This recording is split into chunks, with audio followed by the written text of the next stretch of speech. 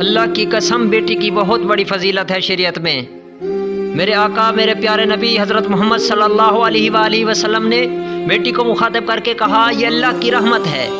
نہ جانے آج کے لوگ بیٹی کے پیدا ہونے پر اعتراض کیوں کرتے ہیں، بیٹیوں کو کیوں مارتے ہیں، جو مار نہیں سکتے وہ مارنے کی کوشش کیوں کرتے ہیں، مارنے کا کیوں سوچتے ہیں۔ اللہ کے بندو، آخر تمہیں بھی مرنا ہے۔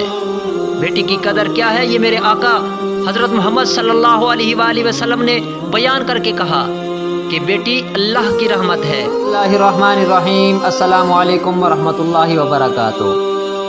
ایک علاقے میں ایک بابا جی کا انتقال ہو گیا، جنازہ تیار ہو گیا، اور جب جنازہ اٹھا کر قبرستان جانے لگے تو ایک آدمی آگے آیا اور چارپائی کا ایک پاؤں پکڑ کر بولا مرنے والے نے میرے 15 لاکھ روپے دینے ہیں، پہلے مجھے پیسے دو پھر اسے دفن کرنے دوں گا۔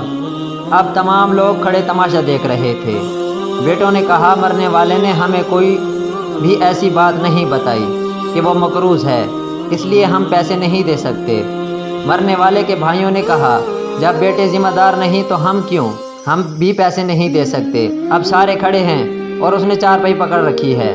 جب بات گھر کی عورتوں تک جا پہنچی تو مرنے والے کی اکلوتی بیٹی نے جب یہ بات ساری سنی تو فوراً اپنا سارا زیور اتار کر اپنے ساری نقد جمع کنجی جمع کر کے اس آدمی کے لیے بھجوا دی اور کہا اللہ کے لیے یہ رقم اور زیور بیچ کر اس کی رقم رکھو اور میرے ابو کا جنازہ نہ روکو، میں مرنے سے پہلے سارا قرض ادا کروں گی، باقی رقم کا جلد بندوبست کروں گی۔ اب وہ شخص کھڑا ہو کر اور سارے مجمع کو مخاطب کر کے بولا اصل بات یہ ہے کہ میں نے مرنے والے سے 15 لاکھ روپے لینے نہیں بلکہ اس کے 15 لاکھ روپے دینے ہیں، اور اس کے کسی وارث کا مجھے پتہ نہیں تھا، میں اس کے کسی بھی وارث کو نہیں جانتا تھا کہ اس کا وارث کون ہے، تو میں نے یہ کھیل اس لیے کھیلا۔ اب مجھے پتہ چل چکا ہے کہ اس کی وارث ایک بیٹی ہے اور اس کا کوئی بیٹا اور کوئی بھائی نہیں۔